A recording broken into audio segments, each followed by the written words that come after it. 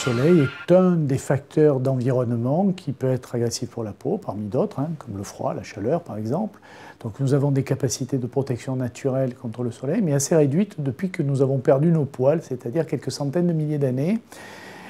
Si bien que si on se débarrasse de ces vêtements, on se retrouve en grande situation de fragilité, avec des risques immédiats que tout le monde connaît bien, le coup de soleil, mais surtout avec des risques à long terme, puisque l'irradiation solaire, notamment les ultraviolets, sont les principaux facteurs à la fois du vieillissement cutané et de la genèse potentielle de cancer cutané.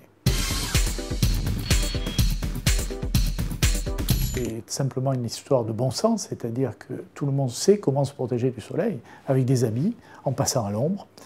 Et tout le monde, enfin, ou en tout cas une grande partie de la population, n'applique pas ces règles de bon sens et se retrouve en très petite tenue, aux heures de plus fort ensoleillement, dans des endroits où il n'y a aucune protection.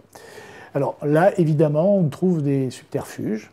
Les crèmes de protection solaire font partie de ces subterfuges, c'est-à-dire qu'on ne peut pas dire que ces crèmes ne protègent pas, mais si on veut être protégé par des crèmes solaires, et qu'on veut être en maillot de bain et être à la plage à midi, alors il faut compter un demi à 3/4 de tube par jour et par personne. En général, c'est la consommation d'une famille pour la semaine. Autrement dit, ces crèmes n'entraînent, dans ces conditions d'utilisation, aucune protection. Je conseille le bon sens, c'est-à-dire de ne pas se retrouver aux heures de plus fort ensoleillement, et chacun comprend bien que c'est autour de midi, au midi solaire, et 3 heures avant, 3 heures après, que c'est le plus agressif. Je conseille de mettre des vêtements, y compris pour les sports nautiques. On peut tout à fait faire de la planche à voile avec des habits adaptés. Et puis d'utiliser les crèmes solaires pour les zones qu'on ne peut pas protéger autrement. Les mains, les avant-bras, le visage, le cou.